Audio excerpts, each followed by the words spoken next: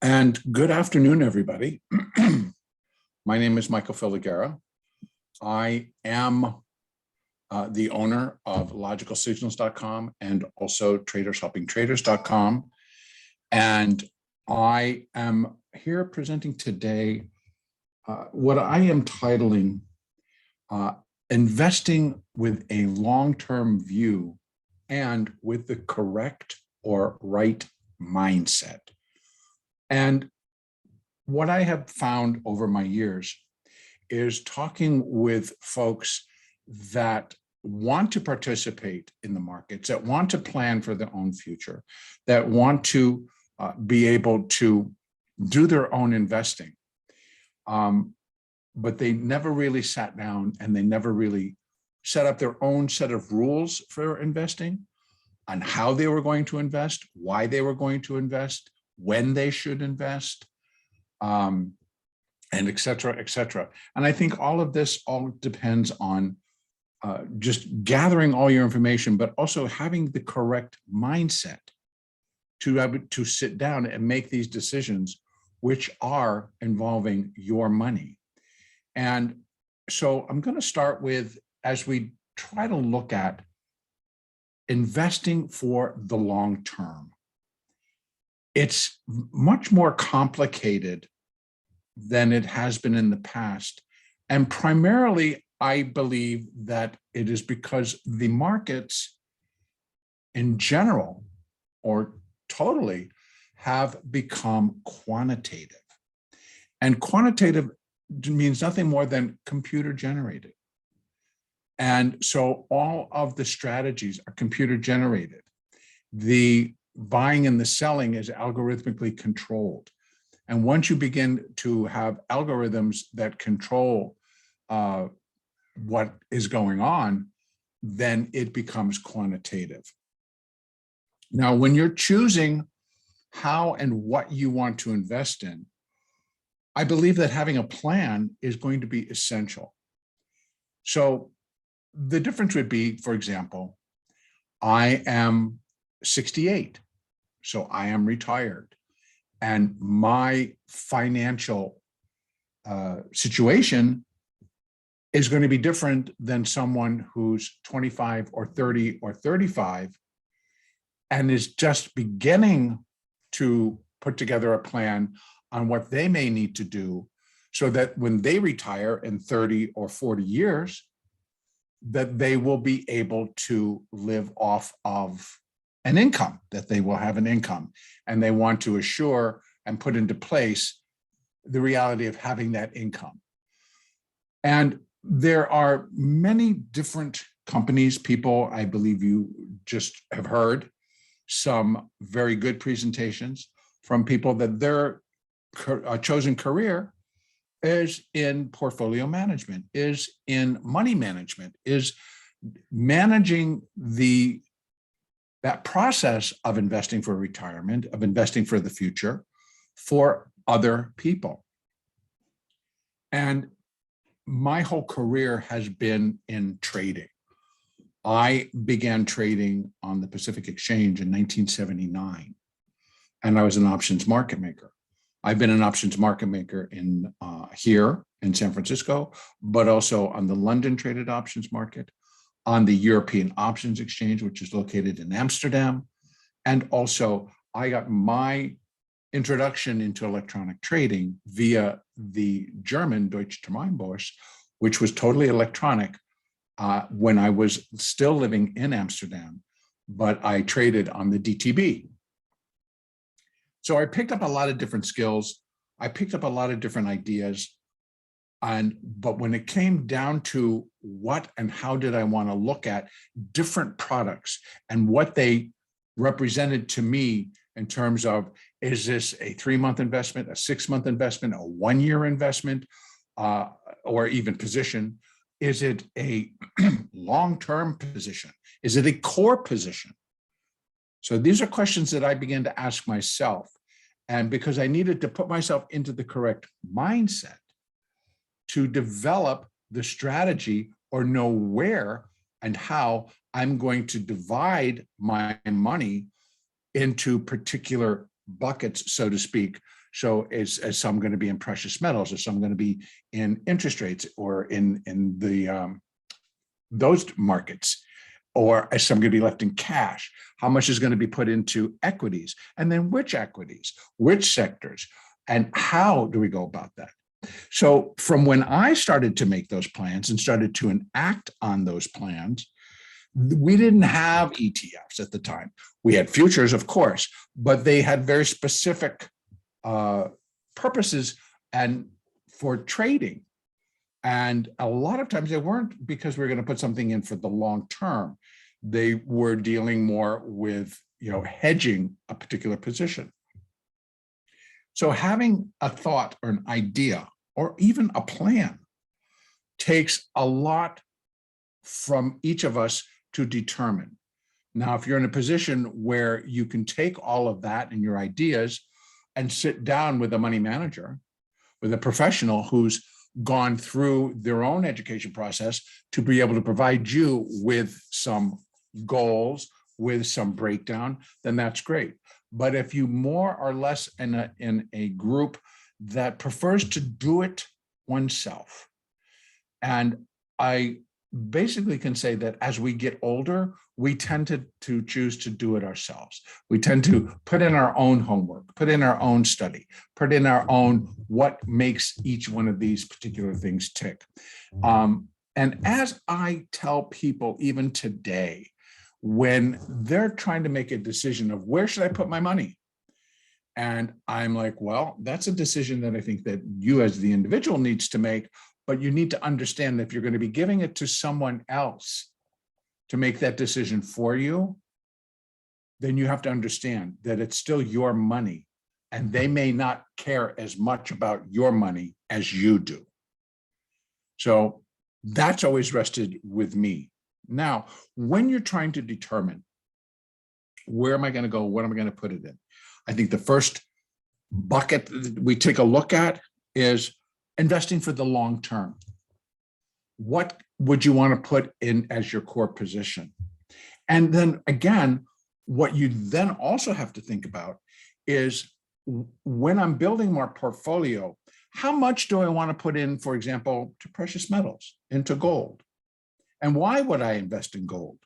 Because you're hearing across the board, gold doesn't have any interest-bearing products. In other words, it's not going to pay you a dividend. It doesn't pay you interest. The only thing that you get from gold is if the price goes up and you're long the gold, you're going to make some money. But gold has and always will be what is considered a storehouse of value. In other words, it's a very limited product.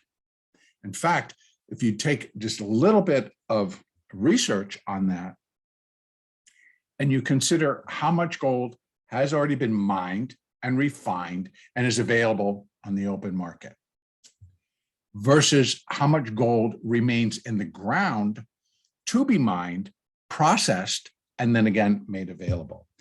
There's not that much left. Let's say, for example, there might be 200 billion ounces of gold already out there, and there might be, I think, 35 or 50 left in the ground, which is not all that much. And again, the demand for gold remains high, depending on where you live in the globe and what they consider and what they think about. And then there's jewelry, there's gold coins, there's all kinds of different things that go into this. So when you're developing a portfolio and you're trying to determine that, well, let's see, I need to protect. So that's a big bucket that you want to take a look at. You need to protect what? You need to protect basically what your value is, what your net value is. So if you're looking to invest $500,000 or $250,000 or $100,000, and you're going to build from there, and you're going to determine how much of that $100,000 should I put into a core position that you buy and that's the one you're leaving alone. And you're not intending to sell it because it's there for the purpose of, if everything else gives up the ghost, that's my core. That's something that I can turn to because it has quote unquote, a storehouse of value. In my opinion, gold will never go to zero. It may return to a point where our own country or another country or a group of countries will collectively decide that they're going to take control and actually put a fixed price on gold. And that can happen again. We had it in our country, and we had it up until 1973, when the government, through the Nixon administration, did away with Bretton Woods. And that was what kept a fixed price on gold. Gold couldn't trade any higher, any lower. It was fixed. You wanted to trade gold, you went to the government and you gave them, or you bought from. But at the same time, that gold was backing our dollar. Then what the world decided to put into place were fiat currencies. And those currencies are basically based on the good faith and credit of the government issuing the currency. So in the United States, our currency is issued and the dollars are created by the Treasury and the Federal Reserve. And they're backed by the good faith and credit of the United States.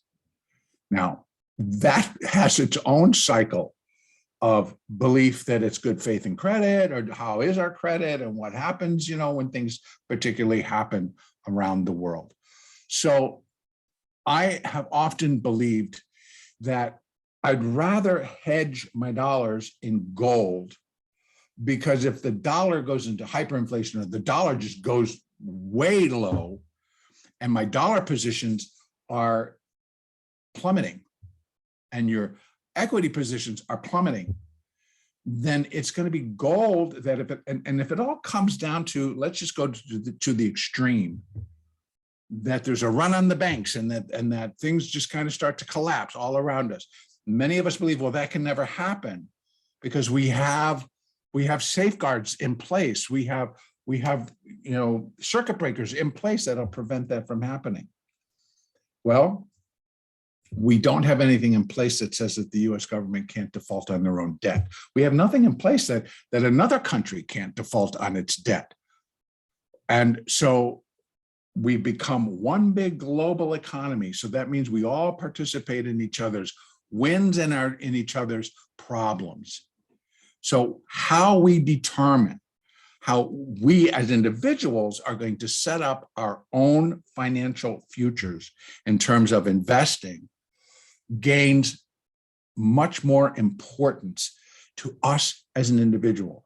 And then we as those individuals need to determine, what is it that is our goal?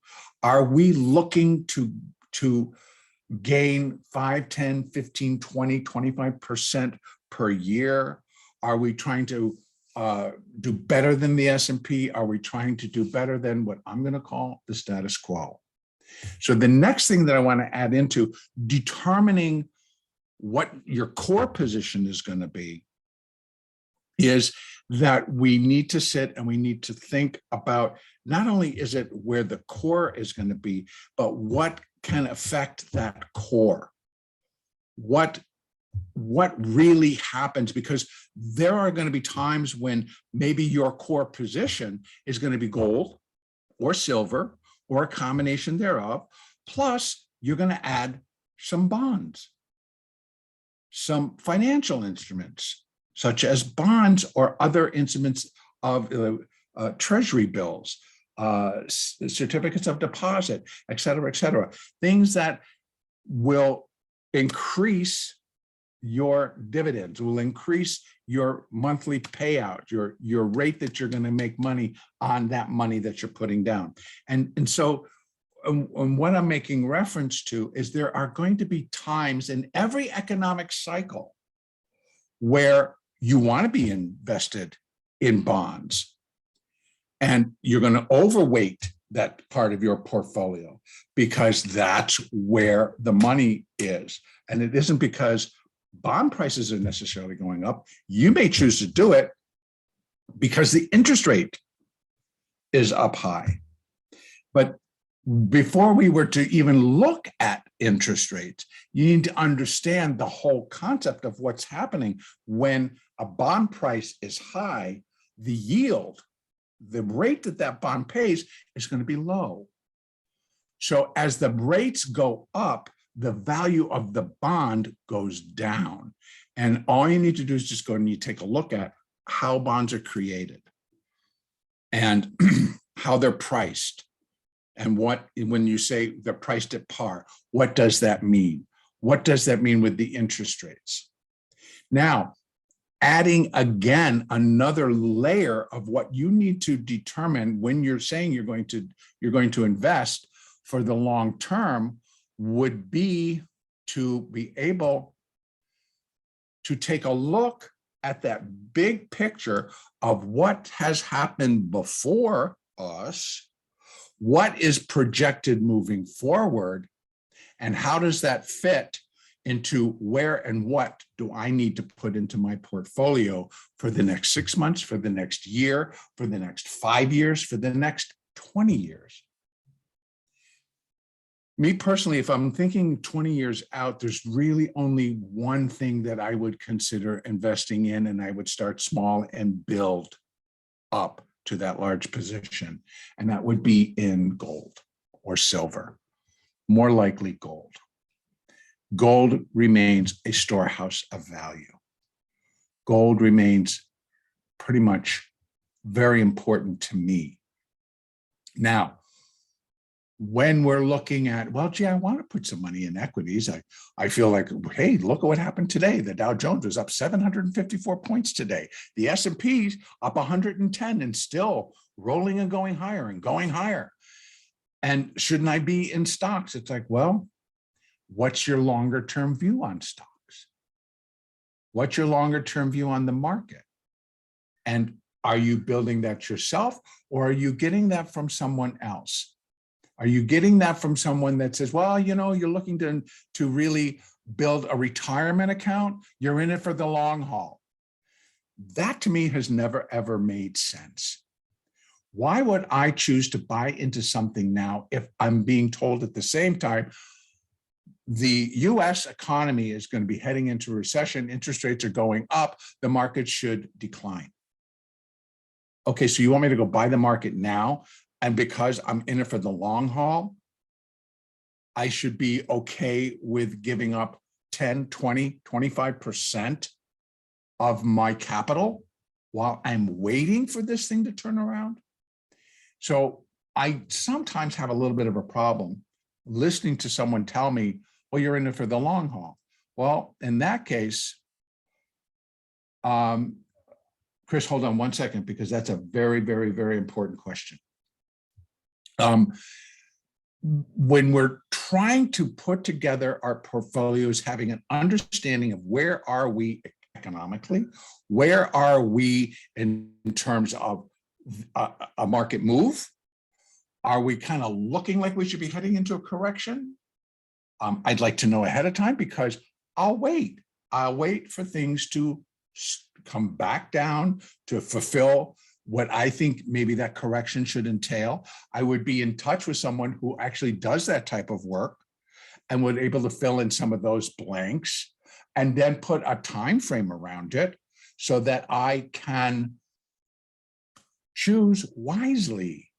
Because again, as I just said, there are going to be times where the market, you're going to want to be buying stocks. And there are going to be times when you're going to want to be exiting stocks, and you're going to want to shift your money, and you're going to be looking at maybe gold, or you're going to be looking at interest rates, or you're going to be looking at other avenues of investment. Now, Chris just asked me a question saying, am I talking about physical gold or using proxy stocks such as GLD? I have no problem with proxy stocks such as GLD. But please understand that when you're buying GLD, you need to understand that you are not going to have that position guaranteed in terms of you are buying into gold. So when they were first set up, the contracts were set up that you could exercise and receive gold, so that all the positions were being backed in gold. Well, as I said before, you need to go find out how much gold is out there and how much is left available in the ground to be mined. Right now, with all the derivatives in gold and silver, there is not enough gold or silver available to cover all of the promises, all of the contracts that would convert into gold. So we're actually in a very sticky situation right now in terms of GLD and silver. And it's one that I will spend just a few minutes right now. I actually think that gold in and of itself is nearing a point where it's going to be reaching a bottom. And let me just kind of go over there and pull that up. I've been a gold bug since 1980, and I did watch. Let's see if I can get it because it's so scrunched up. That's the 1980. Now, this is also Elliott wave labeling that I put on my chart. Now, understanding a couple of things. This is a cycle degree move, and I don't go above that within gold or commodities. Whereas in equity markets, we do. There are larger degree moves that take much longer. Then you're into that super long-term view.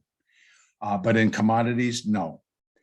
And another understanding within an Elliott view, I'm just going to briefly say, and I know some is going to understand, some are not, that when we're in an advance, it comes in a 5-wave impulse move. Under Elliott, within an equity market, even an interest rate market, it is normally and most often the 3rd wave, which will be the longest and the strongest out of the sequence, not dependent on direction, just the sequence in itself, because we can have impulse waves down, we have impulse waves up. Now, when you're dealing with a commodity, it is going to be the 5th wave that will be the longest and the strongest. So here we are in gold, and we're moving up in a cycle degree 5th wave, which I may have to just bring down and call we're in a primary degree 5-wave advance. And within that, we've done primary wave 1 and 2, and we've got 5 in total to go. So we're getting ready to put in, and I know I've got all these down, and I've got to take all this off so that you can actually see what I'm talking about. There. Now, if I just kind of go from here to here, and I'm going to bring this down to a more viewable chart. Here's the 5, and then the 1 is right above it, and there's the 2. So primary 1, primary 2, that's the correction. Now we're in a primary 3rd wave up, and within it are going to be 5 waves of intermediate degree, of which we have 1, 2, 3, and we're just getting ready to finish 4. Now, remember what I just said. 5th waves are the longest and the strongest within a commodity. We're getting ready to enter that 5th wave. So we already been up to 2079 here, 2089 over here. So it's like, 2089 here and 2079 here. So the 5th wave coming up, once this 4th wave is complete, will definitely take out that high, but guess what? It's going to be the longest and the strongest. So not only should it take out that high, but I'm like looking at 24, 25, 26, 3,000, et cetera, that can really move this market. Now you may think, okay, what's going to do that? Well, one thing could be people in GLD and SLV and other ETFs want their gold. So it's going to cause a short squeeze. There are companies out there, there are big banks out there that are guaranteeing that promise of gold being delivered should those all come and be exercised. All those contracts get exercised. It's like, okay, now give me my gold. That could cause a short squeeze. Many things can cause a run higher in gold. One thing that gold traders don't they absolutely hate uncertainty. Well, what are we kind of going through right now? Very much uncertainty. We have an uncertainty over interest rates. We have an uncertainty over what's happening in the world. We have an uncertainty in the supply chains. There's a lot of things happening that have not been resolved, but yet we have a market that went up 754. We have a bond market that continues to slide a little bit lower, but they all moved in. And trust me, for this market to go up this kind of number, 400 points in the NASDAQ, which just shot up another 100 points after the bell, that's a massive amount of money being pushed into the market. Now, and I sit and I look at that and I'm thinking, okay, well, why would somebody come in and do that now? Well, if you look at it on a technical basis, then I get a whole story about, well, then because the market is searching for value. I'm like, really? If you got that many buyers and the sellers don't want to show up, it's got to go up to value. So it looks at it more objectively versus subjectively. If I look at it subjectively, I'm like, this is crazy. This is crazy. On a long-term basis, I would not be wanting to be jumping in now because I just think that we turn around and we go down. Now, back to gold. I think we're approaching a point. It just needs to get below 16,073, to be honest with you. And actually, if it moves down to what this is, the 50 period moving average on the monthly chart, I think that's going to provide some very, very strong support. That's at 1,670, 71, that it will be time to dip back into gold. Now, you can buy a future, but they're very expensive. But there are companies, and one is, it's actually run by the Sproul family, and it's Canadian, but it does trade in dollars and it trades here in the US, and it's PHYS. It's called physical, because they actually do guarantee that the contracts and what you invest is backed by gold. So I think that that would be one of the proxies that you could use. I don't really think to put in a portfolio and to let sit, I would want to use GLD. I think GLD, if you're just doing it because you're going to buy GLD, and if it moves up 5 or 10 or 15 or $20, you're going to trade your position. You're going to get out of your position. But if you're looking to position for long-term, physical, and that could be coins, and that could be physical gold, the bars. It could be and silver. It could be silver dollars. It could be, all of our countries, the U.S., Canada. Canada has the maple leaf. We have the American eagle. All the different countries, and we produce these coins, and they're for sale. You begin to collect them, and you put them away. You put them in a vault. You put them in your bank account. You put them somewhere where they're not touchable. Now, back to other areas. So when we're sitting down and we're going to look, I think we need to also determine in a mindset. Is your mindset because you're going to be, you're looking to, I'm just going to put up the S&P. Same thing on a monthly. This is where this current, I'm just measuring out a cycle degree wave. And it just happens to be the cycle fifth wave. And I felt and still feel that the market's reached their all-time high for right now, and that would be on an intermediate, a primary, and a cycle degree level on an Elliott wave basis to complete a super cycle third wave. So what we are confronting is a super cycle fourth wave correction. When it's complete, we should have a super cycle fifth wave, which is not so important to me being 68, but it is very important to those of you that are 30, 35, 40, that you're going to be around for when this thing takes off. And we go into that next super expansive, not expensive, expansive economic period of growth, of tremendous growth. But I don't see it happening right now. So it's having an understanding about when do I go in and do this? You might start to nibble now because some things are going to look attractive. But again, the one thing that I really upsets me when I hear people say, well, I'm in it for the long haul. And my first question is like, well, okay, so you paid, let's just say we're using the S&P.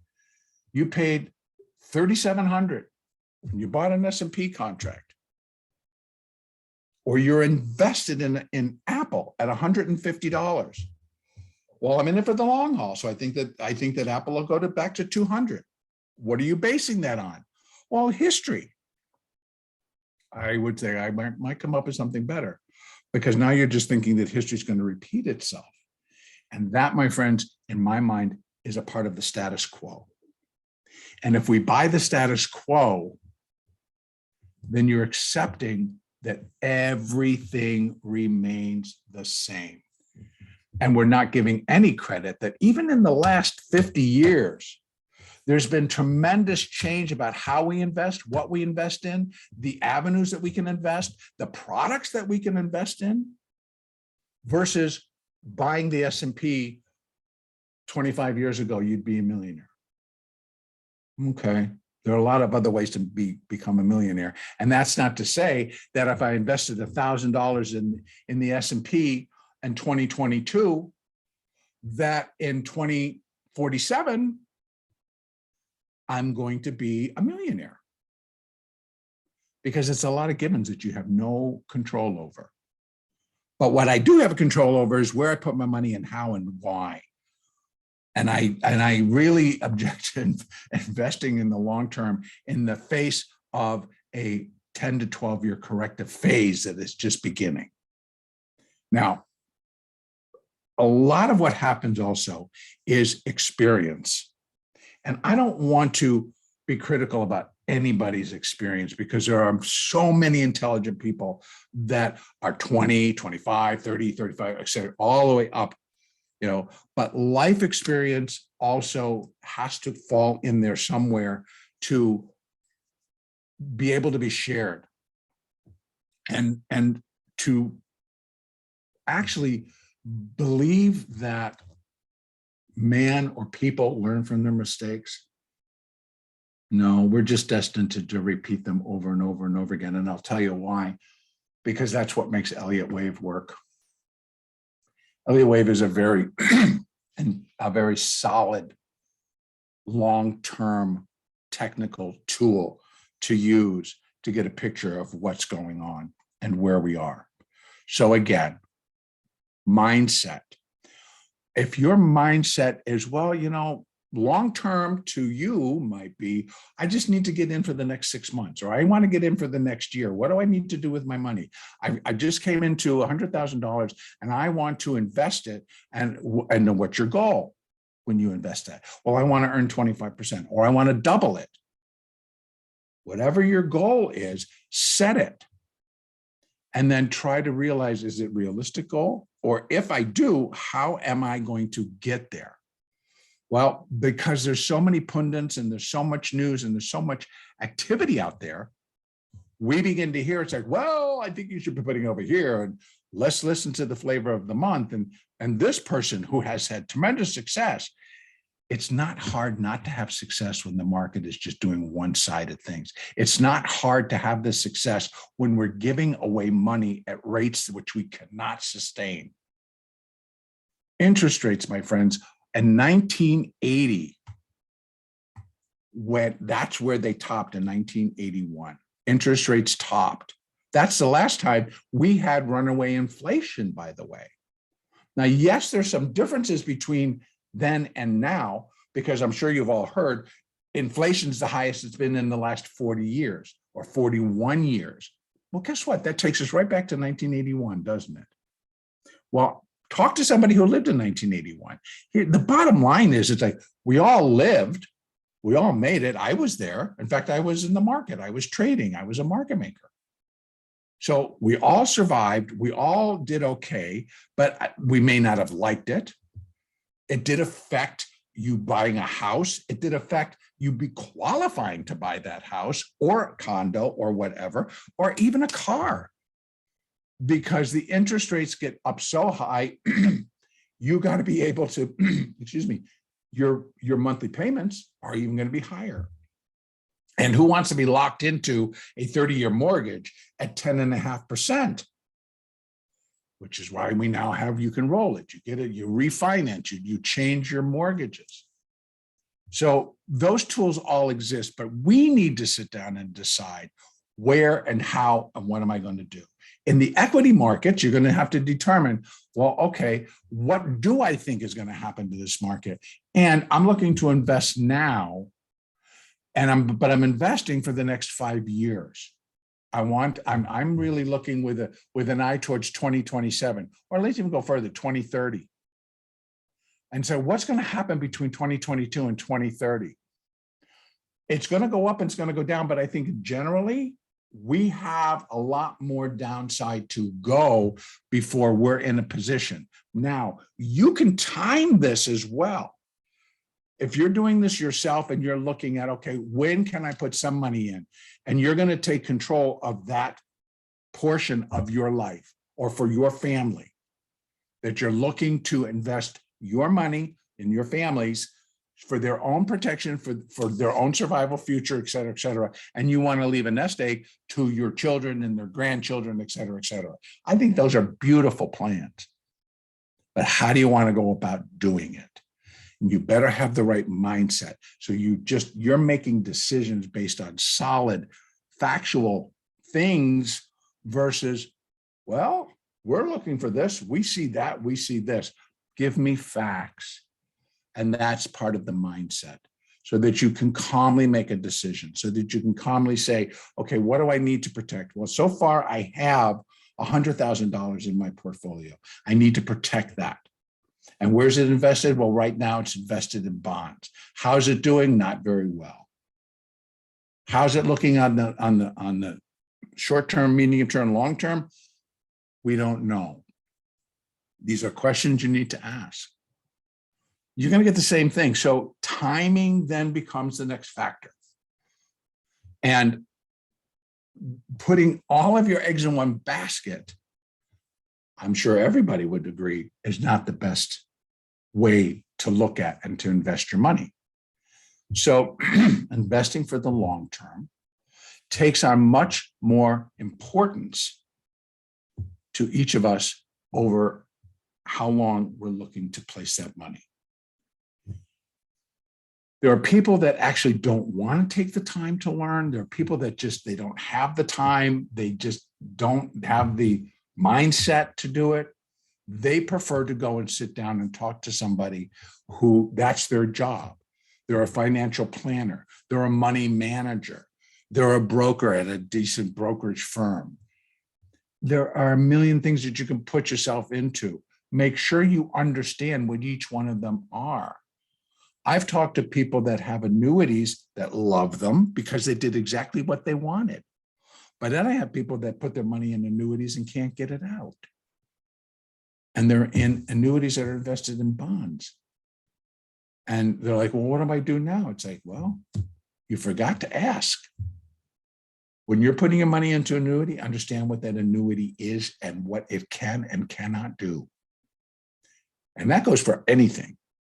If it's an annuity in stock, an annuity in bonds, an annuity in gold, whatever it's invested in, understand the terms so that you yourself are making your plans. Again, this is something I tell everyone. Bottom line, all of this, folks, it's your money. I've yet to find anybody who's going to care more about my money than me.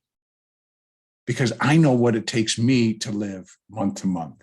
I know what it takes me to keep my family going. So when you've worked all that out, you take the control. I personally have a big problem giving my control of anything to somebody else to make the decision. Maybe one day I will get to that place, but I will have in writing whom I'm willing to give the control and the right to make decisions for me. So back to where are we? What do I want to look at? You need to be diversified. Right now, I think since when interest rates topped in 2021, that if we take a look at the long-term charts in bonds, to realize that they're correcting is an understatement. How long should that correction take is the part that I don't believe many people understand. So it's trying to understand this whole cycle of inflation. What created the inflation?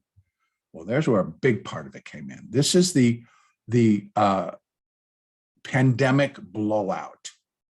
This is the 2009 financial collapse. Looks like nothing at the moment compared to what we did.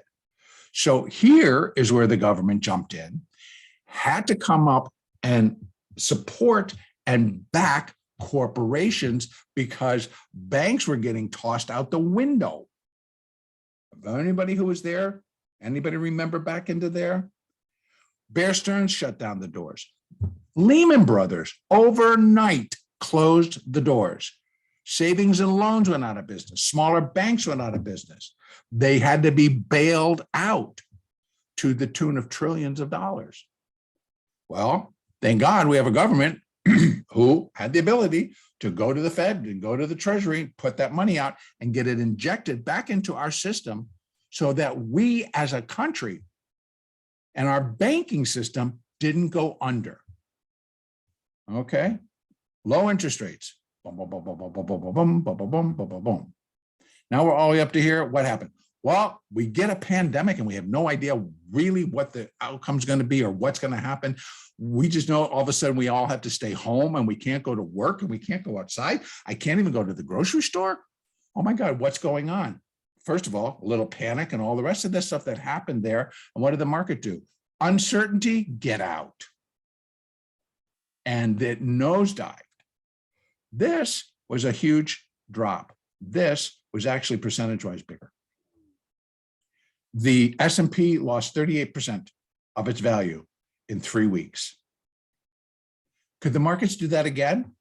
Well, they're doing not a bad job up here, but can they do it in 3 weeks? You bet they can. Nothing. I would not say that it's impossible. So how do you want to invest in all of that? Wisely, yeah, that would be a good choice. But how am I going to do that? Okay, let's understand that it was low interest rates that got us to there. Now we do this collapse. What happens now? Not only do we have corporations that are going to be running out of money, now we as citizens can't go to work. Many people lost their jobs because their jobs were in a service industry that no longer needed them. So we can't pay you.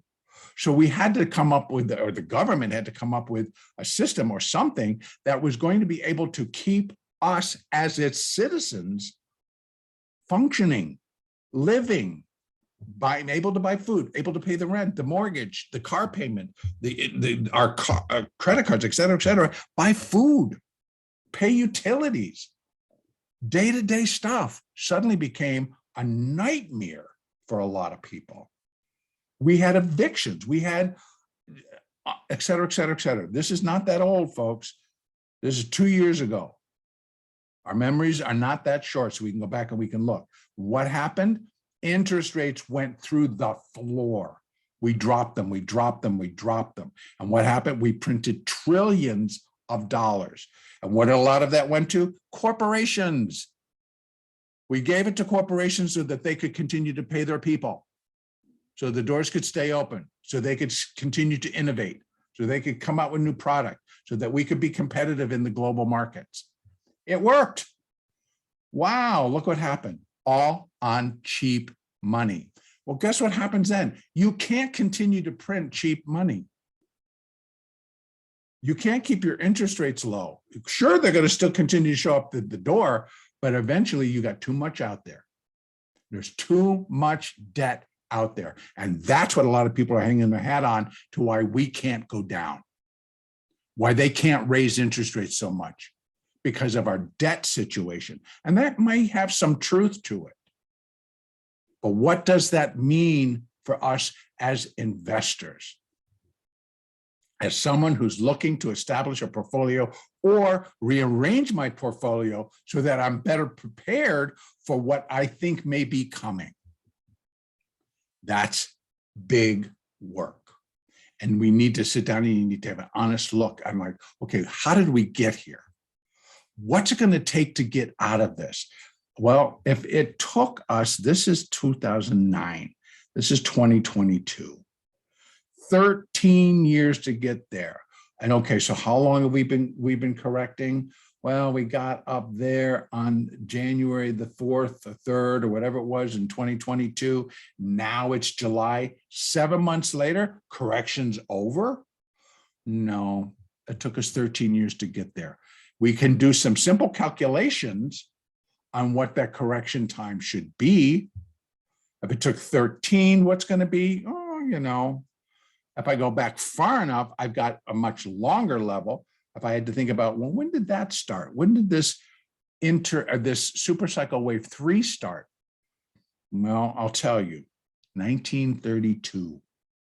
This is this is how we've come from the 1929 crash low up to this level. That was a super cycle. That's why I don't have too much concern about a super cycle wave 5. It's going to come, but that's up for the kids. That's up for the grandkids. It's up for the great grandkids. Do I want to have them prepared? Yes, I do. I really do. But I'm not too worried about, gee, I got to see, I want to see that super cycle wave 5. But if you're younger, you definitely want to see it. And it's going to be magnificent. It's going to be magnanimous. But we got to get through everything that we've done in preparation to move up again. We can't just keep building on junk. It'll sink. It's not sustainable. Cheap money is not sustainable. Building an economy on that is not sustainable, because what it really implies is that the government has to continue to print money and inject it in there. Eventually, you're going to get hyperinflation. We've seen this. Go back into history. Go and review what happened during those times. What caused it? What did people do? Are we confronting the same situation? Everybody says, oh, no, it's all different now. I don't know how different it is. Basics are basics, folks. Debt is debt. Paying it back is paying it back. If we don't have the dollars to pay it back because it takes $1,500 to buy a loaf of bread, that's hyperinflation. So how are we doing now in inflation? Just think about that.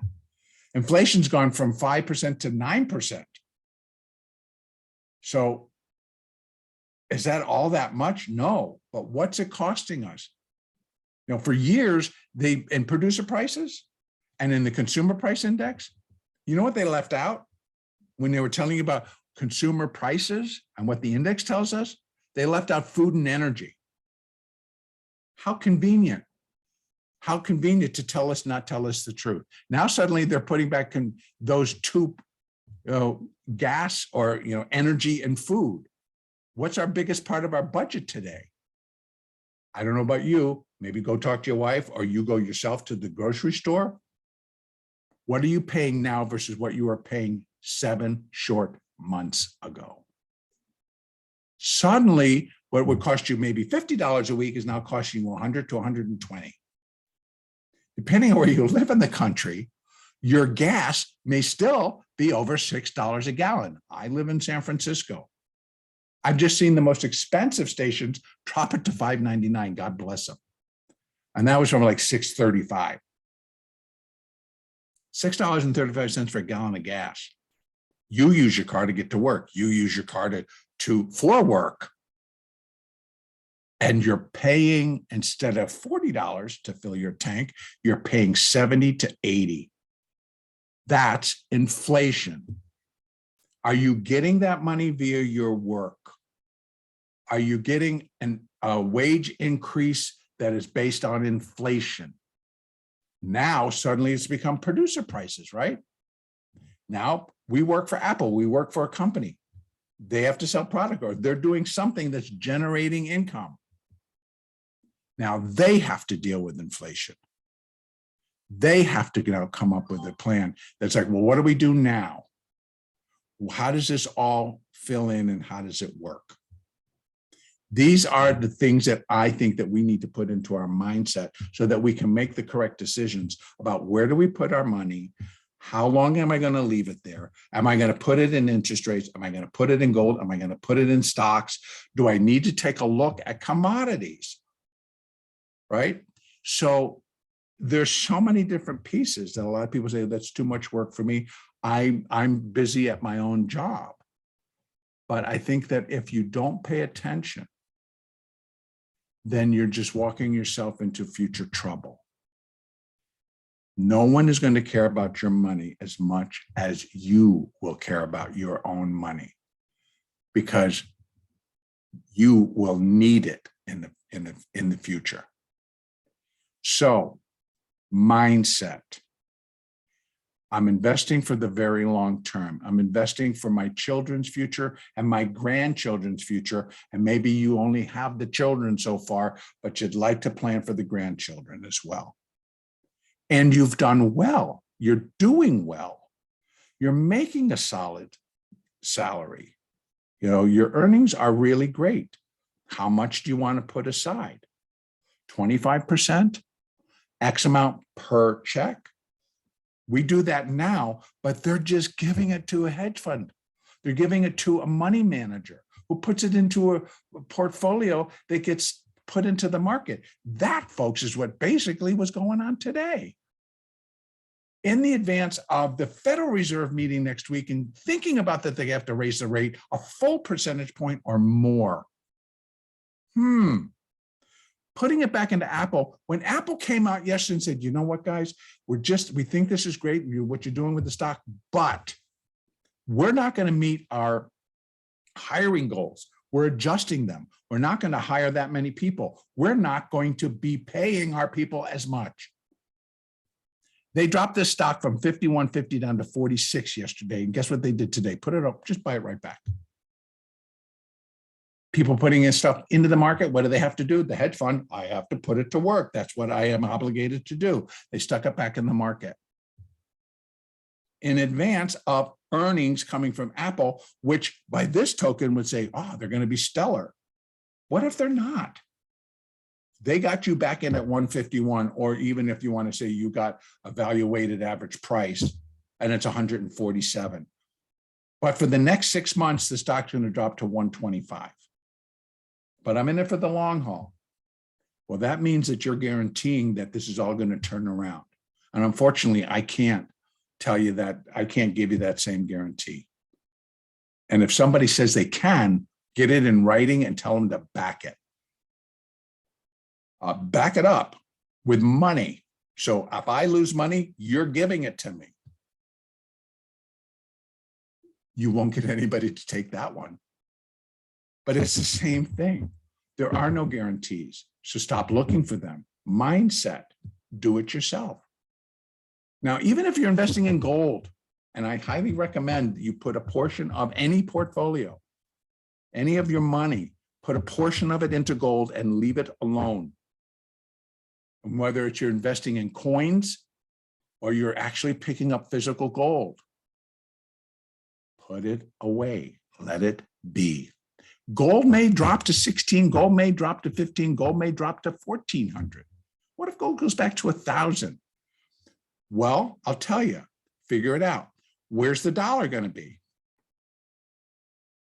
So if everything collapses along with gold and my dollar's worth pretty nothing, or nobody wants to take a dollar, you have something as a storehouse of value that you can turn around and use for trade. You know, to go out and to use it. Whether they absolutely decide that they're going to gold will be fixed priced. That's fine.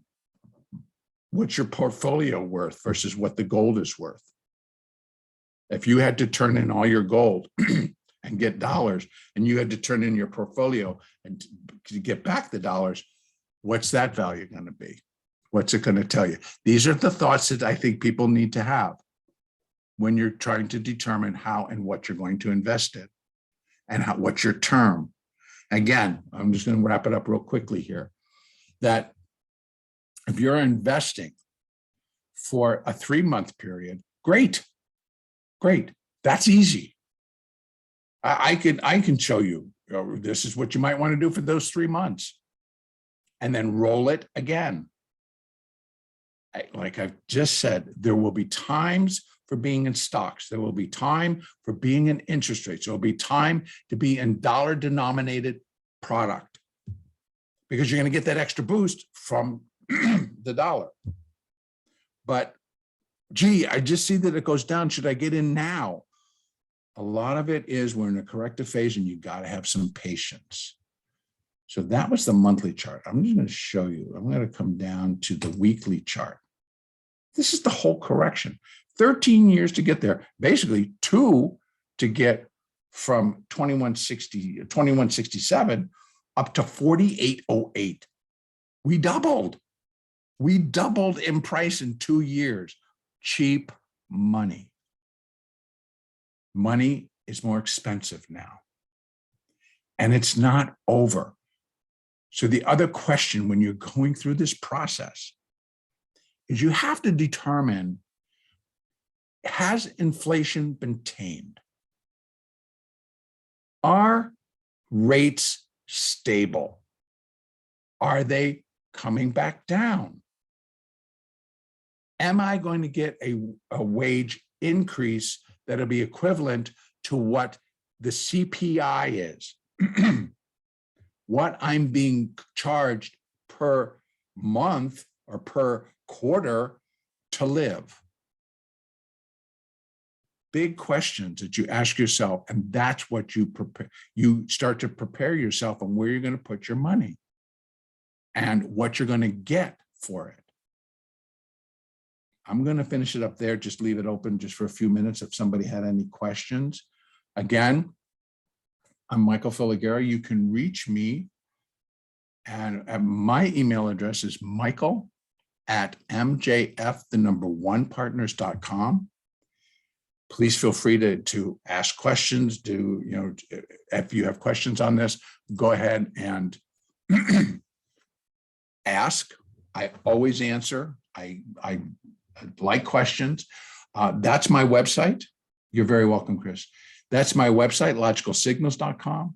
Also, you can find my other data or things that I do. I produce 2 updates every day on YouTube, and that channel is Traders Helping Traders. So if you go to YouTube and you look up Traders Helping Traders, please make sure that you find my name. Currently, my channel has 12,000 subscribers, and that's the channel that you want to come into. So that's why I add that. I do 1 on the S&P, 1 on the NASDAQ, and those are daily. So if you're a daily trader or if you're in and out of the market, perfect. You will get a lot of information about what you need to do, or maybe should I get into this stock, or maybe should I do that? Ask. I love answering questions, and I like providing information. I like teaching. So I want to thank you all for spending this last hour with me today. I hope I gave some insight into taking a look at how you want to do things and taking control of your own money. And I'm going to finish up right there. And David, thank you for inviting me here today. Thank you, Terry. Thank you very much.